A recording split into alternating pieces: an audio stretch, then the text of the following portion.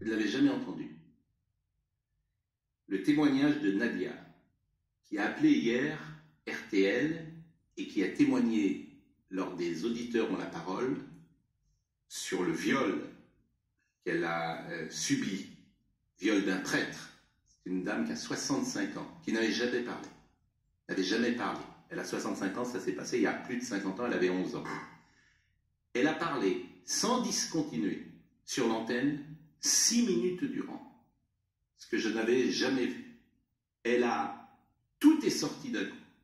Tout est sorti d'un coup. La souffrance, le chagrin, la colère. 6 minutes consécutives.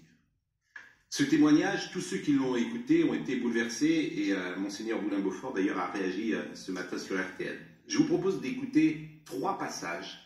Le premier, c'est comme elle raconte comment le prêtre l'a violée, mais comment surtout il s'est servi, comment elle a instrumentalisé l'Église pour commettre ce viol. Il m'a dit, voilà, les garçons voudront te toucher, mais Dieu t'a touché, tu dois rester pure et sainte. Voilà, ils vont te toucher la bouche. Et il m'a embrassé la bouche. Donc à l'époque, j'étais une enfant, j'étais plate comme une galette. Et voilà, ils vont te toucher aussi la poitrine. Enfin, faut pas les laisser faire. Il a dit, ça va dans ma culotte, en me disant, il faut pas non plus que les garçons touchent ça.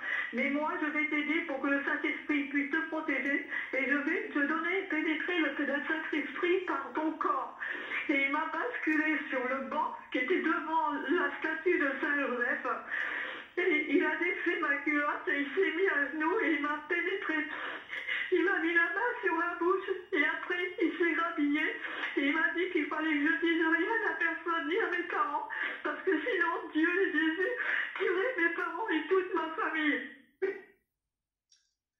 Ça c'est donc c'est glaçant. Hein. C'est glaçant. C'est le premier passage. Le deuxième passage, c'est elle explique comment elle a gardé le secret. J'ai gardé son secret tout le temps et ça fait mal. Vous pouvez pas vous imaginer parce que j'ai 65 ans, je m'en rappelle toujours. On est salis à vie.